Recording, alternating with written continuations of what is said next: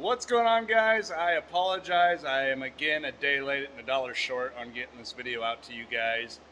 It has just been that kind of week, but let's get into it.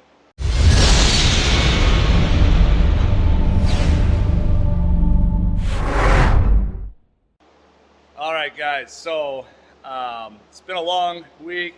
The temps are coming back up. It's getting really hot. I think it's going to be a 4-year high today. 101 plus degrees in the shop. So I'm trying to crank out as much stuff as early and as quick as possible. So today's Wednesday Wisdom is going to be just seeing how hard I can hustle. We're going to check out these hangers that we designed that were in the last video. I'm going to show you guys how we're going to try and fly through a bunch of brackets. I've got a bunch of them made, but not really enough to maximize it yet. They just take a lot of time in cleaning them up and bending them and all that, and we've been so busy I haven't had time. I kind of do them in between jobs. So let's go ahead and get started with it. So the hangers are all on the cart. I'm actually taking them off right now, and I was like, crap, I need to make a video. So you can see how they look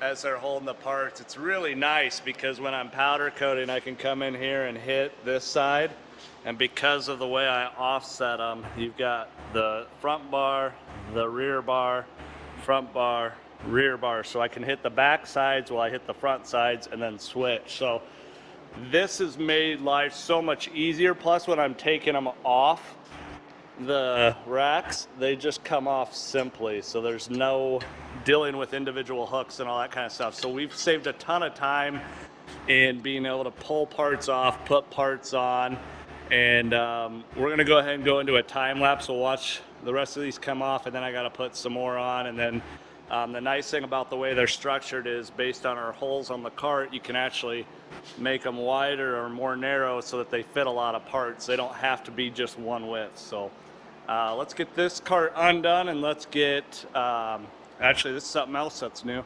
We finally got some pallet racking, which I'm super excited about. This whole floor was just covered with pallets. But now we've got all of our pallets up, our parts that we're coating up, stored nicely, securely. We've got all those brackets to do. It doesn't look like a lot, but I think there's over 600 there. This pallet's done waiting for pickup, and then we've got all those brackets to do along with these tables. So we've got more parts up there. There's probably 2,000-ish parts sitting here that's waiting for us to get to them. So we got a lot to get done. Let's get going with it.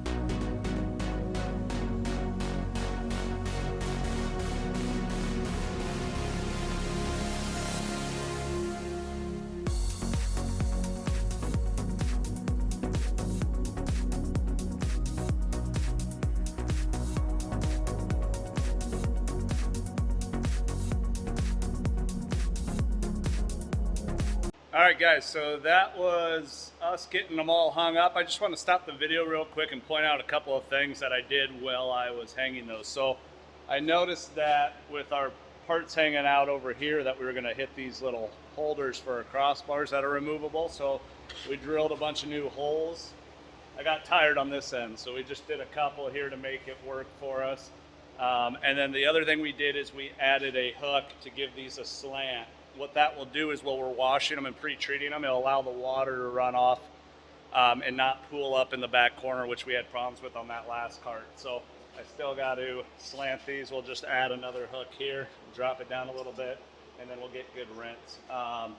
The other thing I want to give you guys a little tip on, if you're like me and you're dealing with tiny little hooks all the time, and it's super annoying to have to pick them all up, and maybe a lot of you guys already know this, but we went and bought a little roller magnet so that we could pick it up. So we got a little magnet here. We should probably keep it closer to the area that we're working, but we're still kind of organizing the shop for efficiency. And one of those big things was getting the shelving. So now that we have that, we're a lot more efficient. We can move around the shop, but this thing works great. Rather than having to bend over and pick up all these little stupid hooks, we just roll this bad boy around and get them all.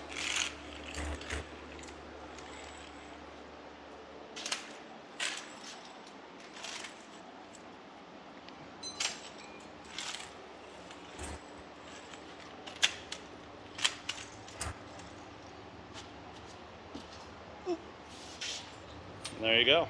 You can take them back to your storage area and put them away. All right, so we're gonna go ahead and we're gonna get the oven on, get it preheated. That way when these parts are wet, we put them in, it dries quicker. Those big guys, they've got conveyor systems. They actually have 2 ovens on most of those. They'll do a combo oven where part of it's for drying and part of it's for the actual cure process. So we'll get that going. That's our biggest problem right now. It's kind of a bottleneck area in our shop where we've got parts that we could get in there to cure, but we have to dry parts first because we always want to be doing the circle thing, getting parts in the booth, getting parts ready, getting parts in the oven. I'm on my own today, my guy's off, so I'm just going to do the best I can with one guy. So let's get these parts washed and in the oven to dry, and then we'll get some powder on them.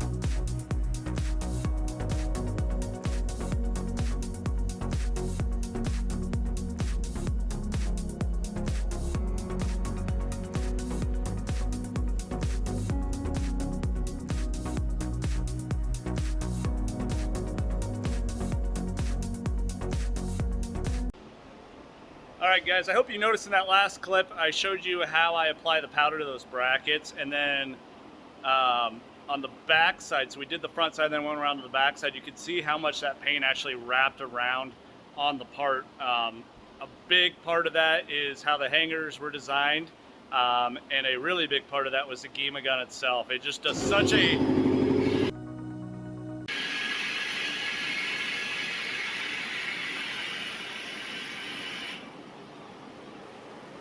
Like I was saying, the Gema gun does an exceptional job charging the particles in the air and allowing them to do what they need to do, and that's stick to the part. So Hopefully you guys enjoyed the video and the little bit of tidbits we put in the middle for you guys. If you're just scanning through, you may want to go back and look. We had some tips in the middle.